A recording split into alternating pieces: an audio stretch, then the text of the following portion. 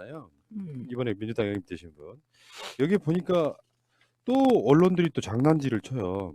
그러니까 이수진 판사는 양승태 대법원의 피해자가 아니다. 그럼에도 불구하고 마치 피해자 코스프레를 했다. 이런 방식으로 보도를 한 언론이 있었어요. 언론뿐만 아니라 음. 자유한국당이 그렇게 했죠. 네.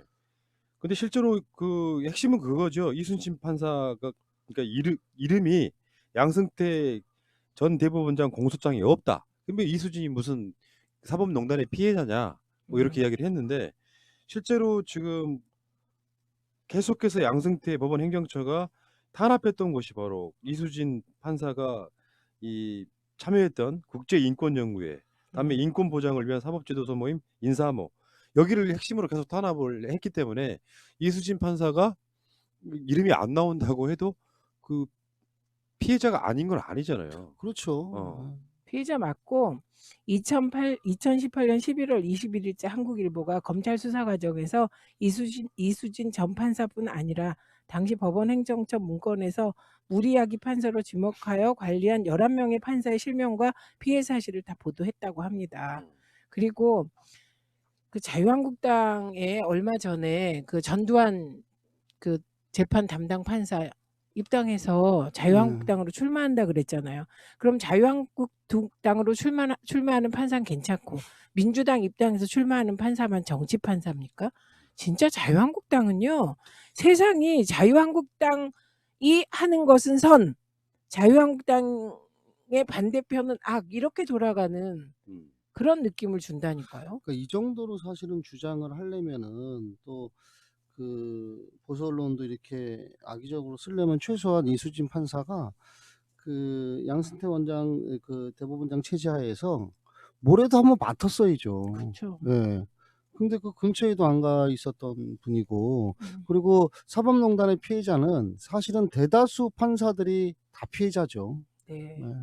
근데 그 과정에서 지금 자유한국당이 이제 인재 영입한답시고 소위 말하는 여성 변호사들 7명인가 영입했는데 진짜 이런 게 진짜 코미디라고 생각해요. 저번에 김병민 씨 거기는 시의원 하지 않았어요? 구의원. 구의원. 그러니까 네. 그 구의원 했던 사람을 영입하고 하고 지금 영입. 이번에 전주회 같은 경우도 자유한국당의 그 윤리위원을 지냈던 사람이니까 내부자 아니에요. 그렇죠. 그러니까 이게 내부자 아니냐 했더니 하는 말이긴 하는 게 외부에서만 인사들을 영입하는 것이 아니라 당내 인재를 재발견하는 형식으로 구성해서 조화를 이뤘다 이렇게. 야 진짜 옹색하다. 그럼 우리는 새날에서 김봉준 전 비서관을 인재 재발견합시다.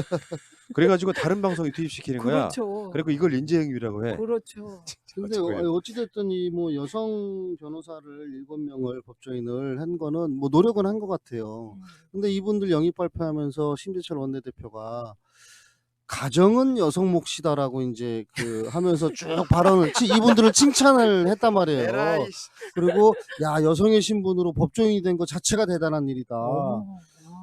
저는 정말 대단한 분들 같아요. 어떻게 그런 마인드가 있죠? 거기 그게 못 따라간다 진짜. 그 말에서 아주 우리가 엿볼 수 있는 게 많아요. 네. 일단 그분들은 머릿속에 이 세상은 남성과 여성으로 되어 있는데 여성은 남성에 비해서 열등하다. 그게 전제되지 않고는 그 말 할 수가 없어요. 그걸 꼰대라고 하잖아요. 그렇죠.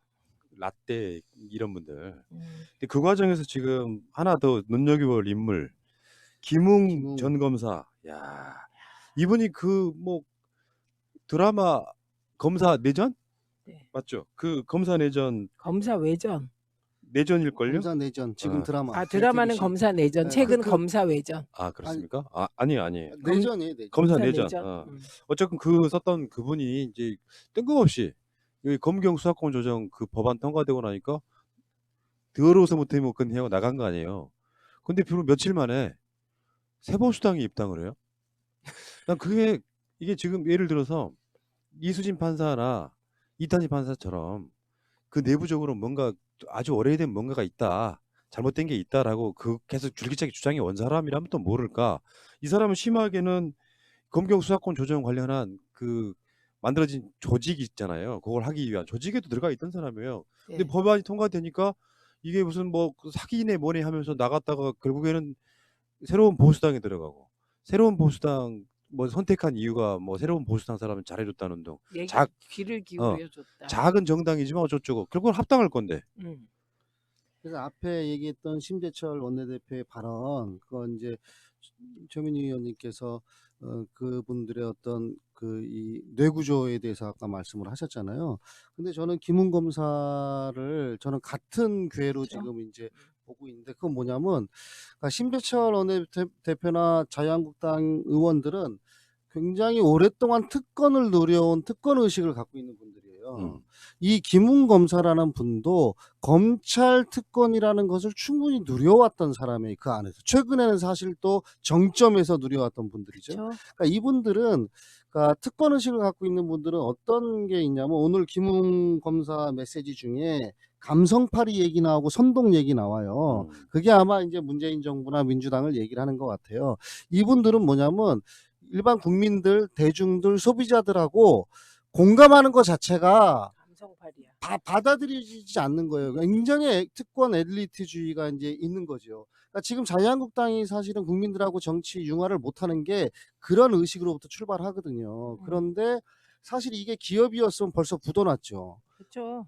이 해외 이 글로벌 기업들은 사실 어떻게 하면 소비자들하고 공감할 것인가, 이게 큰 마케팅의 숙제고 그런 기업들만 살아남지 않습니까?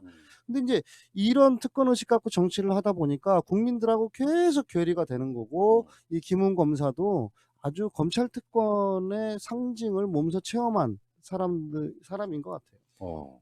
게다가 그러니까 저 말은 검찰과 경찰은 급이 다르다. 그렇죠. 그 그 말이죠. 얘기, 그렇죠. 그런 생각으로 그냥 살아왔다. 그 얘기를 하시는 건데, 이분 얘기 중에 진짜 저는 이상한 얘기가 있어요. 네. 이분이 저는 친문 패권주의와 싸워야 하는 건 시대적으로 상당히 중요한 과제라고 생각한다. 그런 부분에 대해선 한국당과 함께 갈 수 있다고 생각한다고 말했다. 이분은 왜 새보수당에 들어갔을까? 자유한국당으로 합칠 걸 아니까. 그런데 새보수당이, 그러니까 자유한국당이 차마 먼저 못 들어간 거죠. 그러니까 지금 그런 것 같고요. 제가 봤을 때는 그냥 검사 생활을 그만하고 정치권에 오고 싶어 했던 건 느낌이 좀 나고요. 그 과정에서 검경 수사권 조정에 있어서 구체적으로 뭐가 마음에 안 드는지에 대한 사실 그 디테일은 없는 편이거든요. 그러니까 어떻게 이야기해도 검경 수사권 조정은 이번 국면이 아니라도 시대적 어떤 흐름 중에 하나였다고 좀 보고, 그러니까 이 검찰의 이 어마어마한 이 권력에 대해서 이게 시대적 흐름으로는 이 권력을 분산시켜야 된다라고 하는 그 흐름에 대해 수긍하지 못하는 사람이 그쪽 기득권을 지켜야 하니까요. 근데 어차피 정치권에 오고 싶었던 느낌이 나는데 여기서 그 빌미로 지금 나와가지고 뜬금없이 20년 넘게 공무원 생활했다는 이자가 친문 패권주의와 싸워야 된다는 또 이런 그래서 굉장히 어색한 발언이 나온 갑자기, 거거든요. 네. 제가 생각하기에는 이 김웅이라는 사람의 이 지상 최대의 목표는 아무튼 배지를 한번 달아보겠다고 결심을 한 것 같아요. 이 권력욕과 그 다음에 이제 새로운 보수당에서 저는 이 워딩은 써준 거라고 봐요. 써준 거 그대로 읽었지, 이 사람 머릿속과 상상력 속에서, 그러니까 문재인 정부를 욕할 수는 있어요. 근데 그거를 친문 패권주의라는 워딩으로, 이건 너무 어색한 발언을 했는데, 그런 어떤 권력욕과 새로운 보수당의 어떤 그 정치 문법들이 결합이 돼서 어색한 발언을 한 거예요. 여기 당구용어로 약간 쓰리쿠션 같은데요. 네. 이 뭐냐면 자유한국당으로 바로 들어가면 욕 먹을까봐 그나마 소수 정당을 일단 택한 것 같고요. 지금 자유한국당도 김웅한테 프로포즈를 했다 그러죠. 근데 새로운 보수당을 선택했다. 이 과정이 좀 굉장히 좀 묘해요, 보면은. 묘하죠. 왜냐면 아니 이게 통합이 안 되면은 비례대표 1번 주면은 뭐, 그러니까 일단 배지 다는 데는 확률을 더 그렇죠. 높일 수 있는 조건을 대화를 했었을 것 같아요. 근데 저는 이분이 자유한국당을 직접 들어가기 힘들 것 같아요. 검사들이 그렇죠. 자유한국당에 지금 직접 들어가기가 힘들 것 같아요. 왜냐하면 너무 밀착돼 있어요. 예, 그리고 지금 자유한국당 공약 중에 하나가 공수처 폐지 아닙니까? 그래서 저는 검찰이, 그리고 윤석열 총장도 간절하게 자유한국당의 총선 승리를 바랄 것 같아요. 그래서 공수처 그렇죠. 폐지가 수건일 것 같아요. 예, 그렇기 때문에 이런 상황에서 이 사람이 이제 검사지만 일종의 스타잖아요. 책도 쓰고. 그러니까 처음 새 봤는데. 네, 어. 새 보수당을 택한 거예요. 어. 예, 그래서 배지 달라고 한다. 이건 뭐 너무 맞는 말씀이고 그런데 야, 아무리 그래도 아무리 그래도 그렇지 정치를 하려면 뭔가 포지티브한 의제를 던져야지 친문 패권이 말이 됩니까 아유, 이게? 그러니까 만약에 예를 들어서 아유, 본인이 검찰 개혁 등을 위해서 엄청 노력해 왔다면 그러니까요. 난 받아들이겠어요. 뭐 그게 안 됐나 보다 한테 사실 자기 기득권 엄청 누리다가 그러니까 지금 진중권이나 김웅 등에게 내가 묻고 싶은 게 하나 있어요. 그러면 검찰한테 어떤 문제점이 없다는 거냐? 이 질문을 먼저 한번 던져보고 싶거든요. 이런 자들의 특성 중에 하나가 검찰은 완벽한 조직이야. 그게 지금 어. 대한민국 보면 대한민국 야당 대표는 윤석열 같고요. 예, 이게 아주 4년 전의 음, 시점이었으면은 이 발언이 그래도 조금 파장이 있었을 거예요. 영향력이 있었을 거예요. 지난번 총선 전에 어떤 민주당 내의 혼란이나 이런 것들을 봤을 때. 근데 그 이후에 친문패권이라는 단어는 완전히 공식적으로 없어졌죠. 사라진 네, 건데 사라졌죠. 누가 공감을 할 수 어제 있겠어요? 들은 바는 있어가지고. 그렇죠. 어. 그러니까 이상한 사람들이 과거 어느 시점에 지금 보수가 머물러서 그 이렇게 그쵸. 웅덩이 진화가 안 속에 되는 거. 웅덩이 속에 머물러서 그 웅덩이에 물은 전체적으로 썩고 있는데 그냥 있는 거죠. 개구리처럼 우물안 개구리처럼. 그래서 지금 소위 보수 수구 이쪽에서 나오는 단어들을 보세요. 단어들. 그러니까요. 반문이다.